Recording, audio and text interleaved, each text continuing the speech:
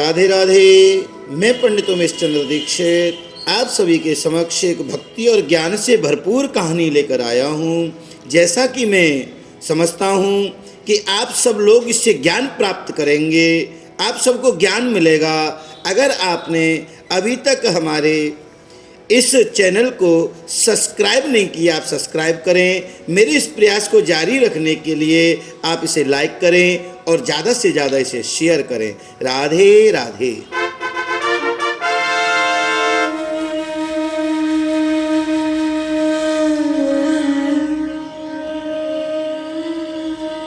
एक राजा है। राजा अपने घर में एक मोर पालता है। राजा का हृदय जो है वो हमेशा मोर के अंदर बसा रहता है। देखो, ये शुरू से चली आ रही है परंपरा। पहले हमारे सभी संत सब लोग गाय पालते थे। इसके बाद में आजकल जो लोग पालने लगे हैं, आप समझ रहे हो। और ऐसे ही जो राजा है ना, वो मोर पालता है। राजा का हृदय उस मोर के अंदर बसता है। राजा मोर से बड़ा प्रेम करता है। राजा का पालतू मोर रोज गांव में जाता है, घरों में पहुंचता है और घरों में पहुंच करके लोगों के घरों से वो दाना चुनता है और दाना चुग करके ना वो रोज अपने राजा के घर आ जाता है। अब उस मोर ने क्या किया कि एक विधवा स्त्री रहती है उस गांव में, उसके घर जाना प्रारंभ कर दिया।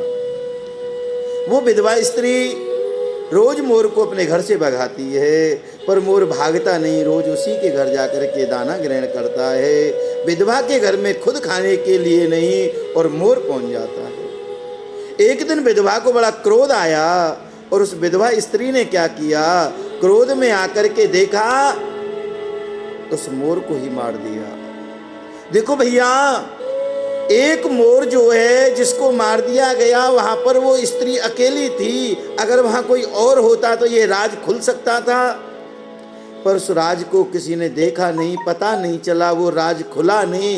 राजा के पास जब लौट कर के मोर गया नहीं तो राजा को बेचैनी हो गई। राजा बड़ा कष्ट में आ गया, मेरा मोर कहाँ चला गया।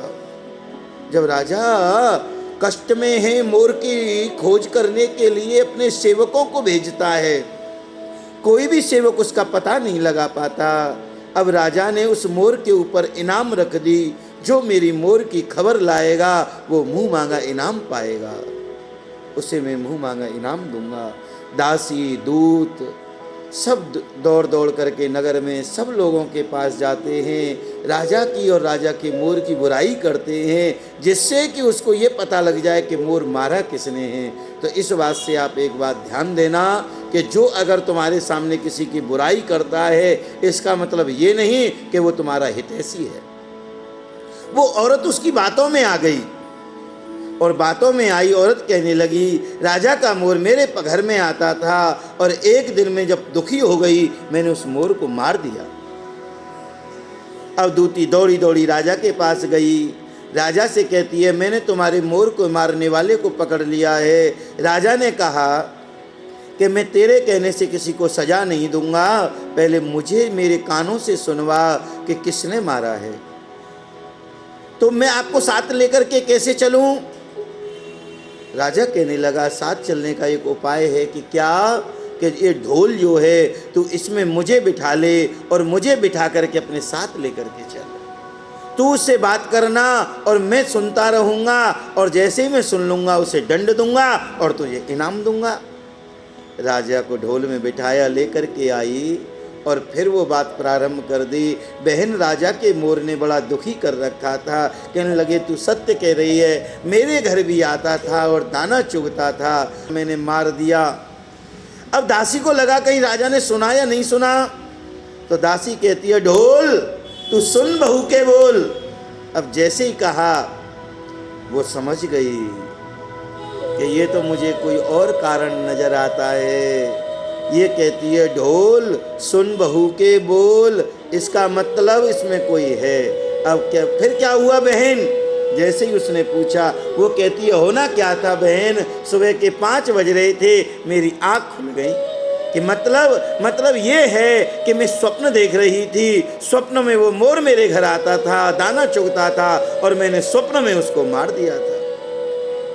अब तो भैया दूती के अरमानों पर पानी फिर गया।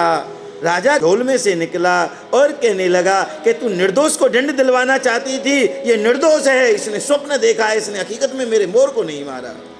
तो इस कथा से यही ज्ञान मिलता है कि हम कभी भी किसी के सामने अगर कोई बुराई भलाई करता है, उसके सामने इतनी जल्दी कोई अच्छी ऐसी बात ना कहें जिससे हम सब लोग कष्ट में आ सकें। अगर आपको मेरा ये ऑडियो, मेरी ये बात अच्छी लगी हो, आप हमारे इस चैनल को सब्सक्राइब करें, लाइक करें, कमेंट करें और इसे ज़्यादा से ज़्यादा शेयर करें, जिससे कि और लोग भी इसे सुने और सुन करके हृदय में उतारें और वो भी भैया कलयुग में सावधान हो जाएं। बोलो राधे राधे।